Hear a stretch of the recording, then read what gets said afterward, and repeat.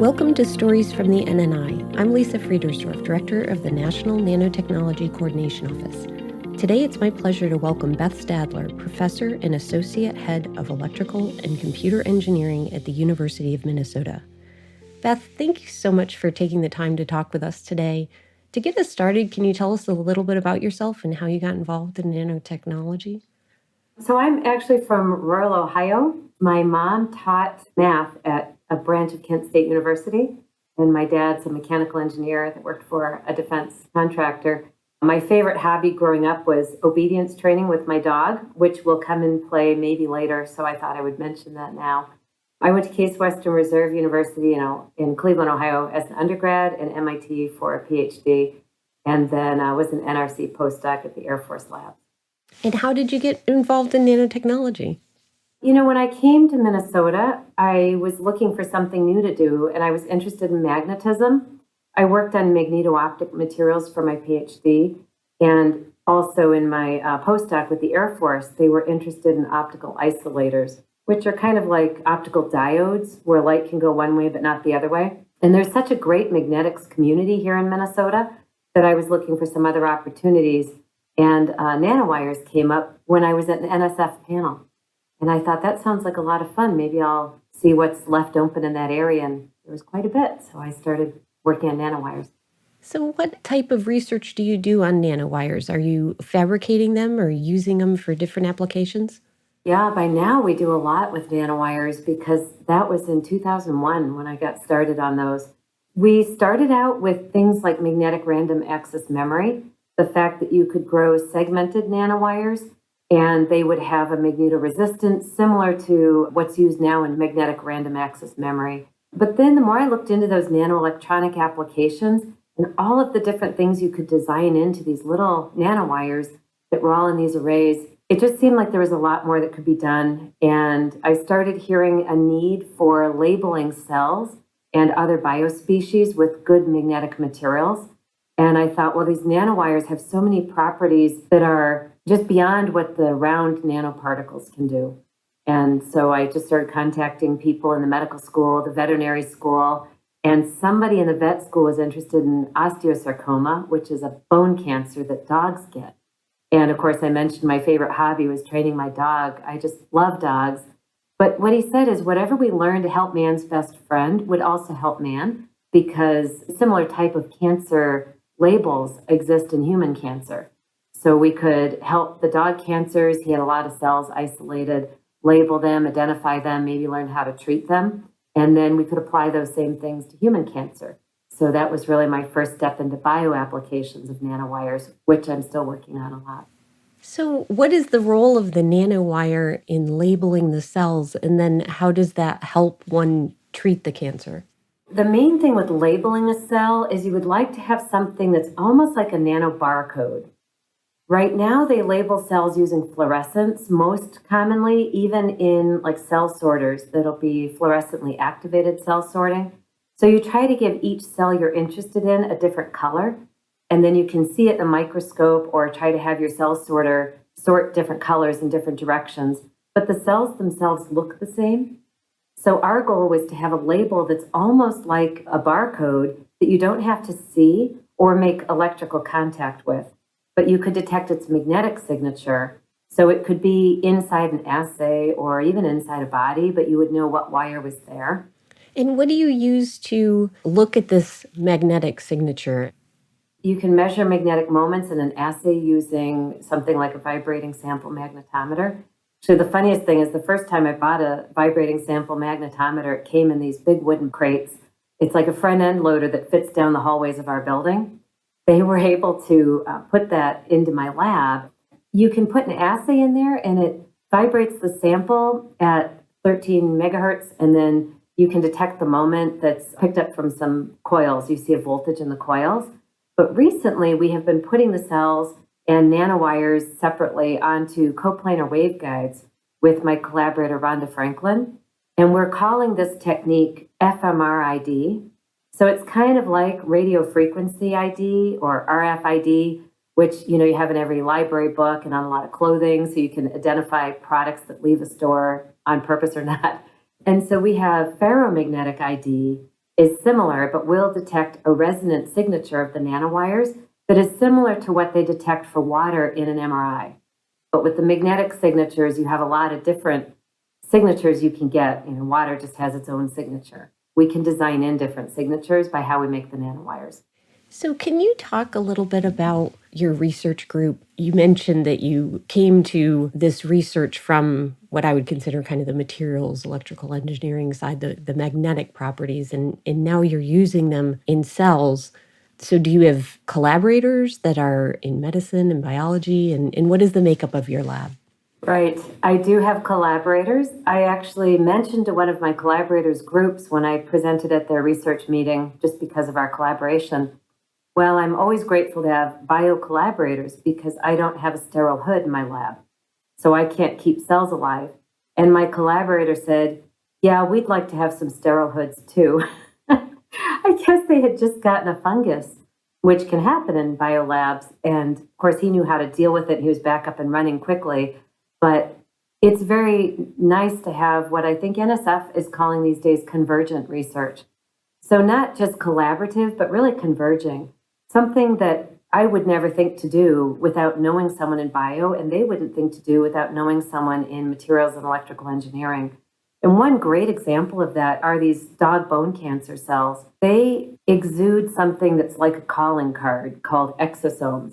So when these cells internalize our nanowires, which kind of like they're eating our nanowires, they have them inside a bubble. And then when they process the nanowire and spit it out, they often have exosomes attached to the nanowire. Well, even without the nanowires, cells in your body will occasionally eject exosomes into the body. And these exosomes travel the bloodstream and they often settle somewhere.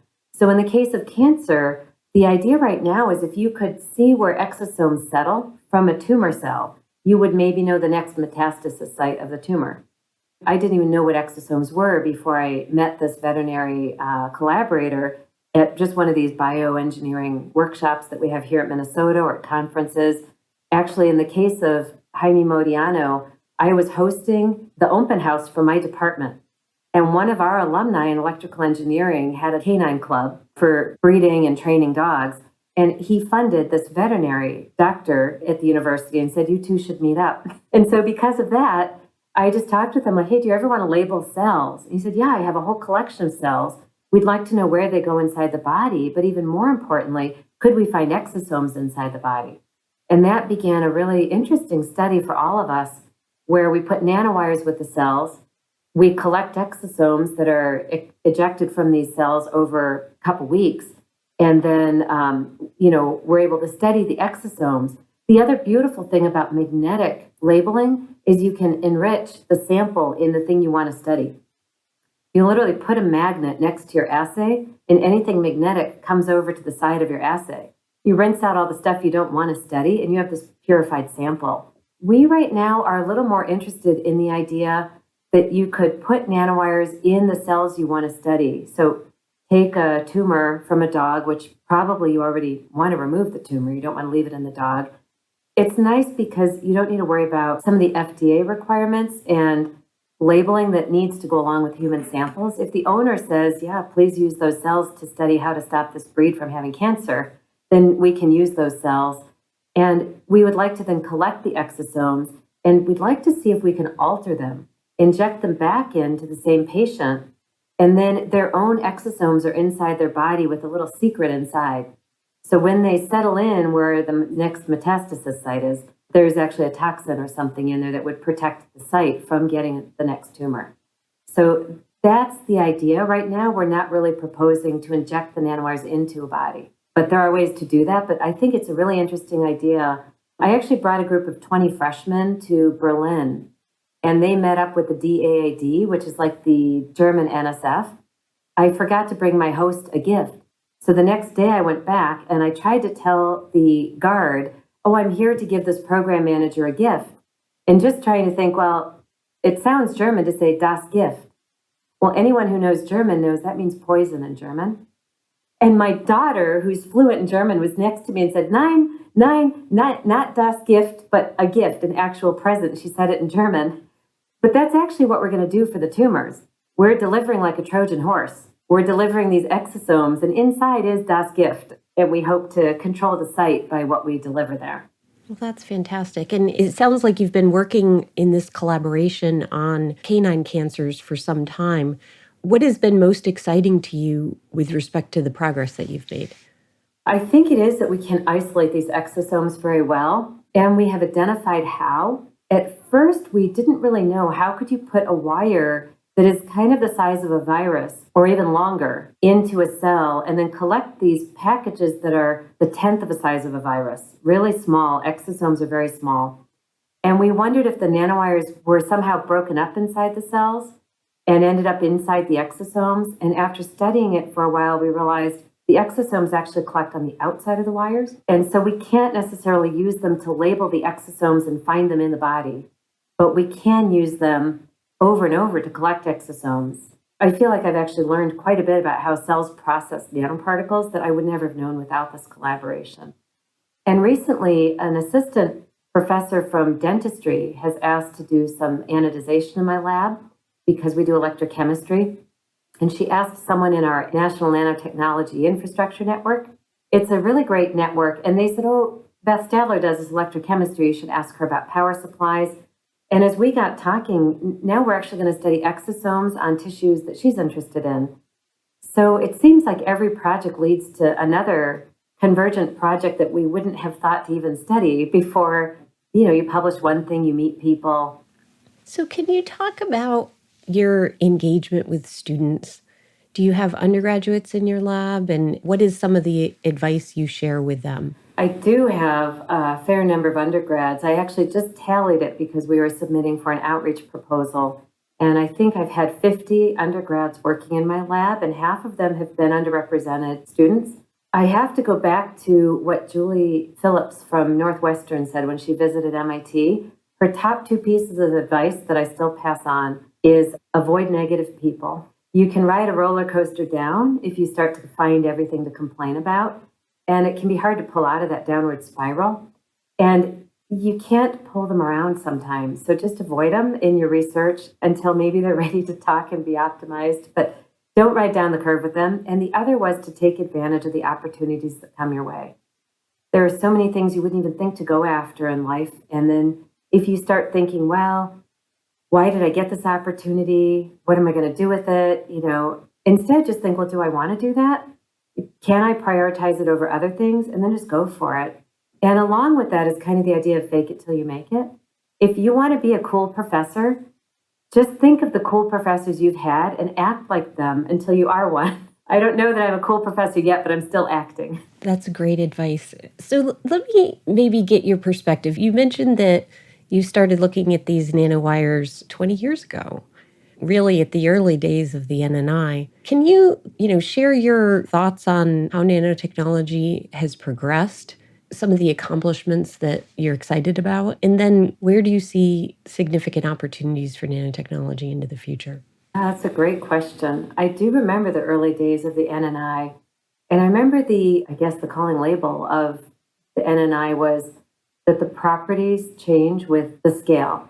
So you could have, for example, a metal that might be fairly brittle, but if you make it into a nanowire, it resonates like a cantilever and can, its strength, it's almost like an ant. You think about, everyone talks about how much weight an ant can pick up compared to itself. So I think there's a lot of work on mechanical properties, some magnetic, some electrical, and somewhat in the silos, the old day silos. But there was an awareness that this convergent research should happen at some point. But I think we all had to get the handle on what we knew about materials and how that changed with size. And now this convergent research is where things are happening. So like these bio applications are a big one. And I think it was almost an easy target because we knew that bio things were small, cells are small, viruses are small. And so as we made small materials, we could interact with the body. And I think that is going to continue because we haven't nearly harvested all of the fruit we could get from that field, but we learn a lot more every day. Coronavirus, the environment, looking at, the atmosphere as well as soil, water. We want to detect nano things in all of those situations. But then there's also quantum and taking biomimetics to a next standard like neuro. So I think neural networks using spintronic type materials are something that's going to be very big. Even in trying to study, one of our other bioapplications is heating cryopreserved organs.